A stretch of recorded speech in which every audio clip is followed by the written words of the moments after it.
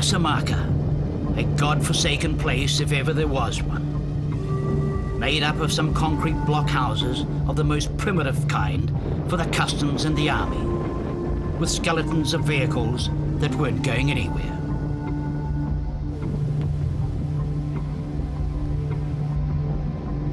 With a shanty village of desert dwellers, scratching a living out of their animals, sewing cloth, and trading in food and whatever else could be bought and sold. A miserable existence in a miserable environment. We had an enforced stay here in Asamaka for almost 4 days at the behest of the army, waiting for an armed escort to take us through the bandit country. They made it clear that the desert bandits would be watching and waiting for us. And so common sense prevailed. And we rested up and made the most of it. Asamaka was a staging post for the local bus company, or whatever they like to call it. And the longer we watched, the greater our disbelief that they could get any more on board. And yet they loaded layer after layer of everything, probably including the kitchen sink, and then headed off some 600 kilometers across the desert to the next large market town. Our escort had arrived. A bunch of Nigerian cowboys, actually, with their cannon on top and their AK-47s, all ready to blow the bandits away. Racing the 600 kilometers to comparative safety. The trucks in the convoy had a real struggle to keep up, but they would be of little interest to the highly mobile and heavily armed bandits. The bandits, as we were told, were only after our Land Rovers, and given half a chance, they would take these and tell us to walk the rest of the way. And even the army got stuck, much to their embarrassment. So off again as fast as we could travel, to pass beyond the reaches of Islam and the bandits, and to finally reach safety and civilization again in the friendly Nigerian township of Agadez.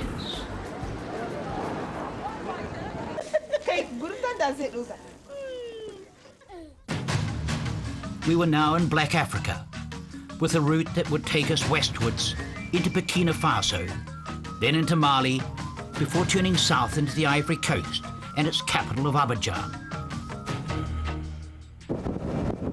Heading westwards now, across baked and arid land,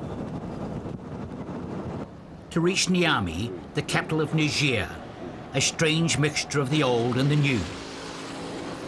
And then on to the small fishing village of Bourbon. We wanted to experience the life of a small village in Black Africa, and lucky we were to chance upon this one, to share some fun with the local children.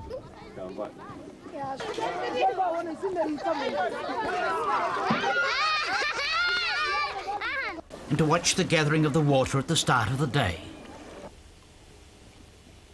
And then to less peaceful scenes, where bravado got the better of discretion. Heading further westwards into Bobo Dioulasso, capital of Burkina Faso, with one of the most colourful markets we encountered during our entire travels.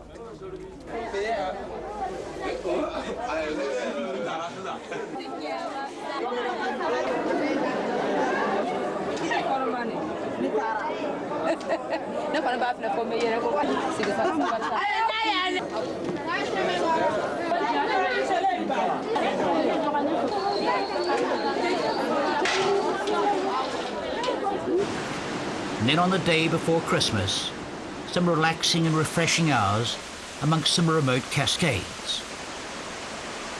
Not a pretty sight, but what a great way to shed the ingrained sand from the desert.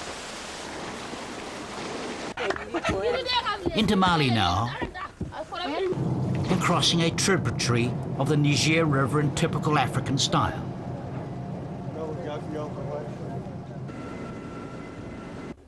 To reach Djenne, a 12th century market town which in the 16th century was the centre of a major West African trading empire, and which even now retains much of its original character, including the largest mosque of mud and split timber in this part of the world.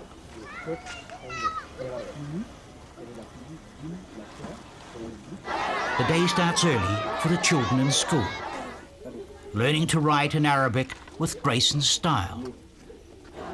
It was market day, when African traders and their families travel for many miles to ply their trade.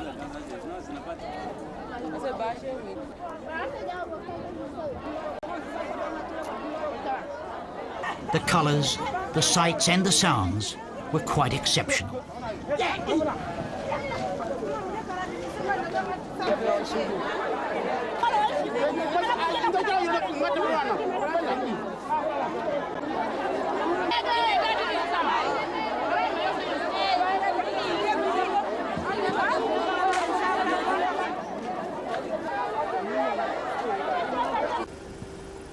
Returning now to head further north for Mopti, capital of Mali.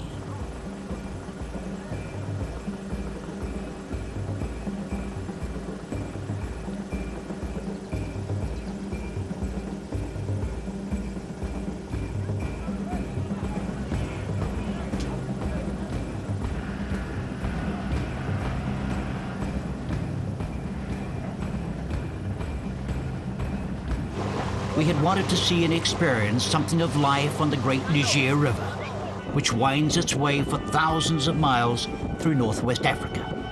And so what better way than to do it as the locals do, in a dugout canoe, a pirogue.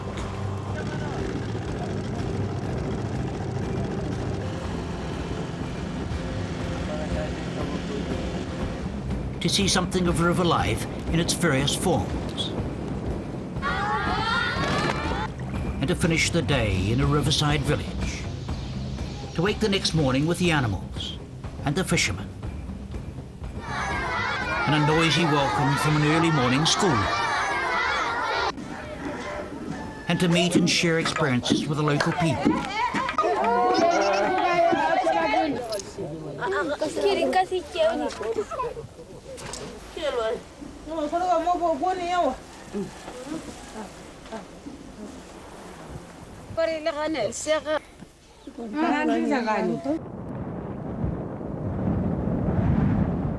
To experience the Harmattan winds which sweep across North Africa at this time of the year.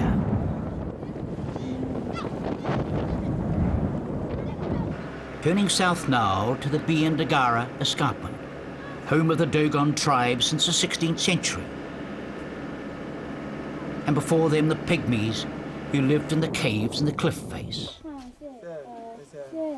Amongst the Dogon, their rituals and fetishes have a strong association with death and the spirits, involving skeletons and blood tokens, and a medicine man who rules supreme, and whom they still bury in caves in the face of the cliff.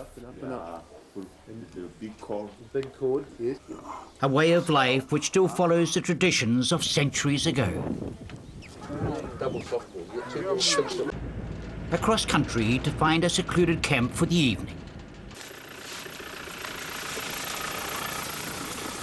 Night security was always a top priority for us, to protect against overly inquisitive tribespeople who wanted to share in our belongings. But importantly, it gave us a chance to catch up on some daily chores and activities.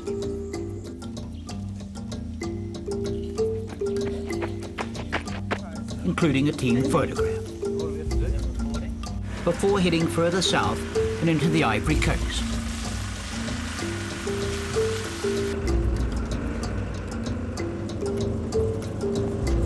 And a village of excited youngsters who gave us as much fun as they seemed to get from us, with more than a little intrigue as to the camera.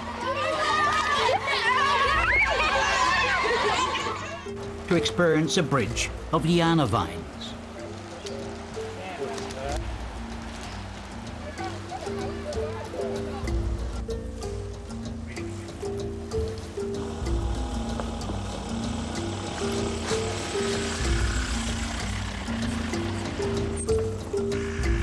Through the ebony forests, to see something of the milling.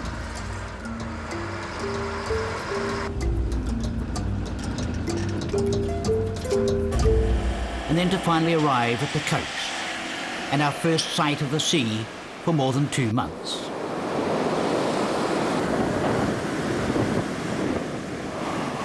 including a shipwreck, with the same fate for the tug that had come to its rescue. To then spend some time sharing in the lives of the fishing villagers, to watch them at work.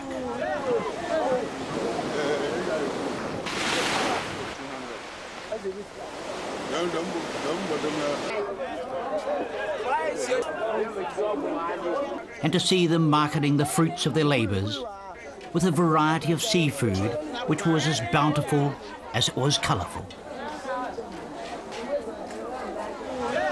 To watch the irrepressibly happy children at play. And so we completed the first leg of this journey into Africa at Abidjan, capital of the Ivory Coast. Feeling good that as ordinary people, we had been able to meet and match the challenges of the Sahara and of Black Africa.